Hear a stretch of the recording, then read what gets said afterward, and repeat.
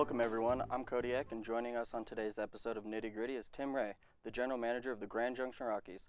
Thank you, Mr. Ray, for taking time to sit down with me to talk about your journey into broadcasting and now being the General Manager of the Grand Junction Rockies. For starters, after graduating from Indiana State University, what inspired you in sports broadcasting?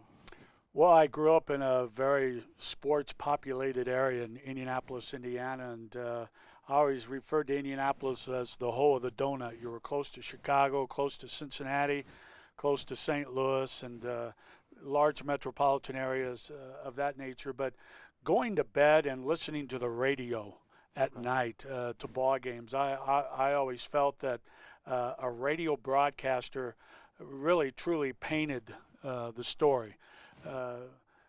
Made you feel like you were there at the game. You could visualize being at the game. And I swear the radio broadcaster back in those days would do such a great job in making you feel a part of the ball game that you could actually smell the hot dogs from your radio. But it was radio that I fell in love with, and that's what pointed me in that direction. And where did you land your first job in sports broadcasting? My first job was in Terre Haute, Indiana, and I was still in college at the time at Indiana State, and I was broadcasting the Indiana State University baseball games. And then after graduation, I started my first full-time radio job in a place called Sheridan, Wyoming. Imagine accepting a job over the phone, sight unseen, and hanging up and realizing that you have a week to get to Sheridan, Wyoming, a place that I had never heard of before in my life. But it was a great opportunity and a good move for me at that age of 23. And to have the opportunity to do play-by-play. Back in those days, you ran a board shift in radio. I was the morning guy, spinning 45s from 6 a.m. to 10 a.m. And then from 10 o'clock in the morning to 12 noon, I produced radio spots. And then from about 1 o'clock in the afternoon till 5, I was out on the street selling advertising and virtually given a phone book. Here's your account list. Go get them. And so I was selling air, something that you couldn't see or touch. Airtime on the radio, but selling advertising. But it taught me a lot of different aspects of the business. One, you develop a sales skill, but it also taught you to how to market, how to promote, and more than anything, how to become a relationship person through sales, because that's what sales really is all about, our relationships. And so it was a great learning ground.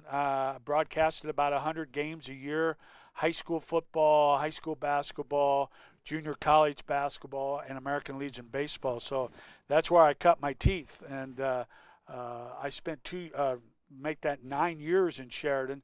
And but then in 1987, I got a call from Casper at a 50,000 watt clear channel radio station, and they had just received the University of Wyoming contract to do football and basketball games, and so they hired me to be a part of the broadcast crew then.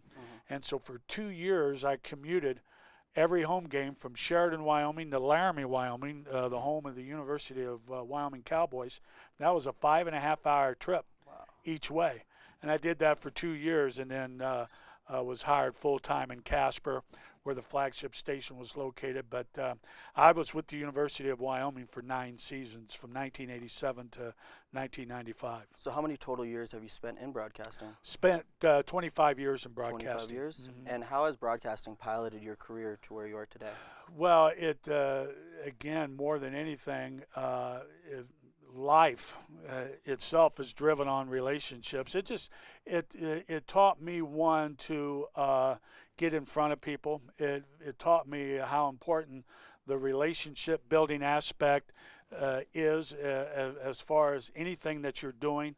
But again, that opportunity to sell, to market, to promote. And by the time that baseball rolled around, with new ownership coming to Casper, they knew that they had the right guy as a general manager because of that varied background in broadcasting. Okay. What has the Grand Junction Rockies brought to the city of Grand Junction?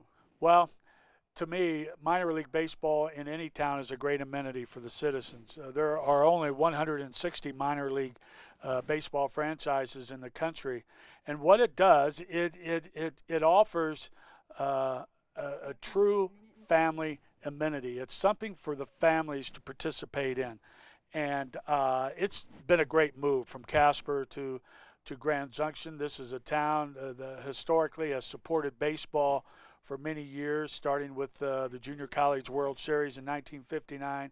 But our fans have really taken hold of minor league baseball, and it's something that I think our fans appreciate and respect, the fact that they're watching the future stars of tomorrow today. Mm-hmm. And if you're watching the World Series right now, the Kansas City Royals, 7 of those guys with the Royals right now, their career started with the Idaho Falls Chuckers, the team that we play every year, in the same Pioneer League. From the Pioneer League. So it's true. These guys do grow up, and they go on to do bigger and better things. And I think our citizens, our folks here in the community have really taken hold of that. Okay.